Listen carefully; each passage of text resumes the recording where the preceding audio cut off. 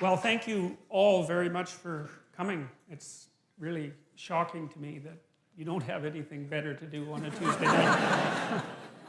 No, seriously though, it is. I mean, you know, it's very strange in some sense that there's so many of you here to listen to a sequence of lectures on the psychological significance of the biblical stories. It isn't something I've wanted to do for a long time, but it still does surprise me that there's a ready audience for it. And well, so that's good. So we'll see how it goes. And I'll start with this because this is the right question. The right question is, why bother doing this? And I don't mean why should I bother doing it. I have my own reasons for doing it, but you might think, well, why bother with this strange old book at all? And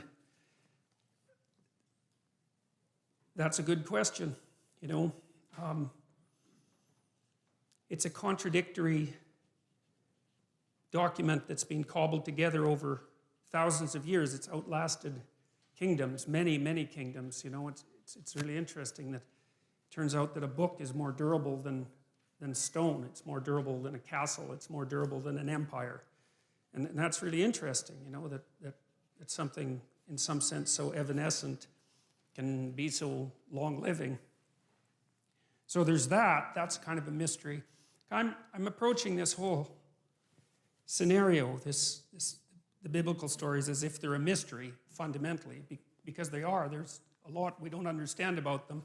We don't understand how they came about. We don't really understand how they were put together. We don't understand why they had such an unbelievable impact on civilization. We don't understand how people could have believed them. We don't understand what it means that we don't believe them now, or even what it would mean if we did believe them.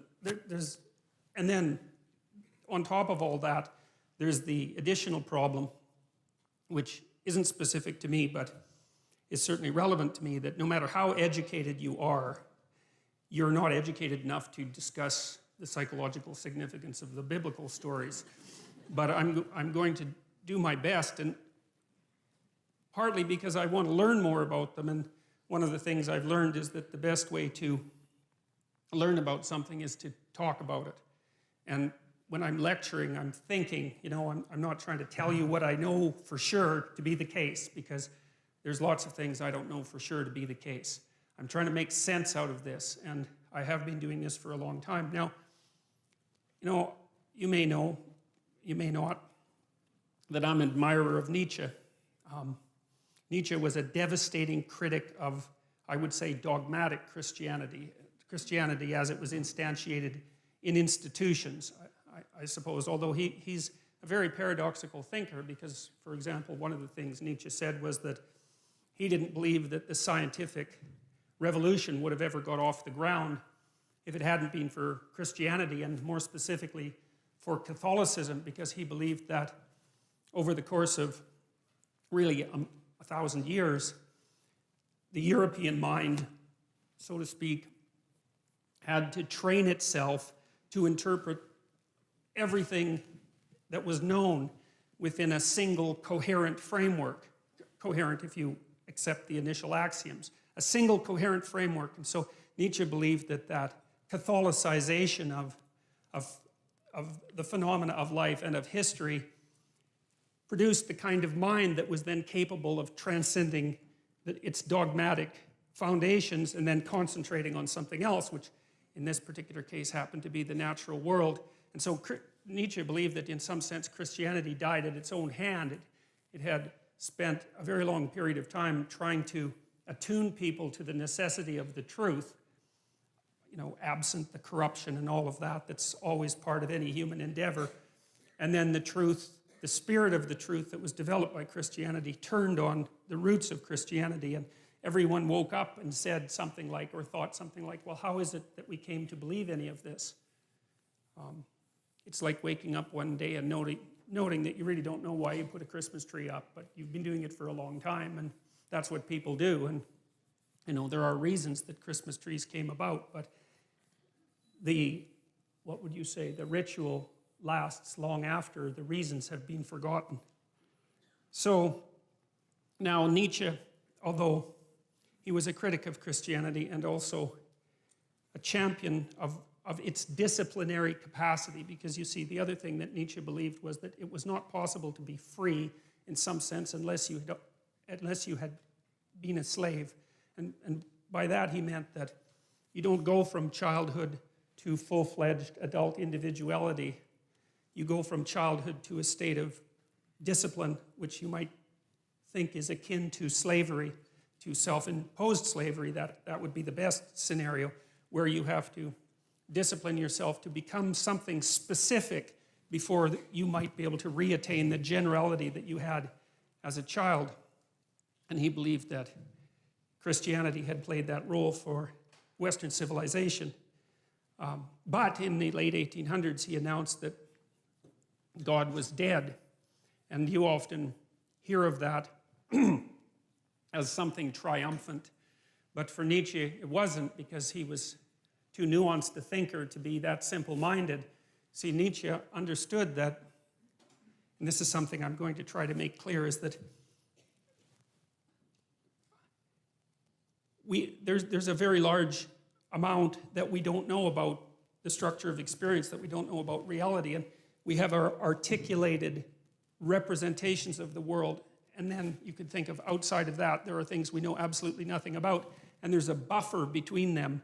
And those are things we sort of know something about, and we don't know them in an articulated way. Here's an example. You know, sometimes you're arguing with someone close to you, and they're in a bad mood, you know, and they're being touchy and unreasonable, and you keep the conversation up, and maybe all of a sudden they get angry, or maybe they cry, and then when they cry, they figure out what they're angry about, and it has nothing to do with you, even though you might have been what precipitated the argument, you know. And that's an interesting phenomenon as far as I'm concerned, because it means that people can know things at one level without being able to speak what they know at another. And so in some sense, the thoughts rise up from the body, and they do that in moods, and they do that in images, and they do that in actions. And we have all sorts of ways that we understand before we understand in a fully articulated manner. And so we have this articulated space that we can all discuss, and then outside of that we have something that's more akin to a dream that we're embedded in, and it's an emotional dream that we're embedded in, and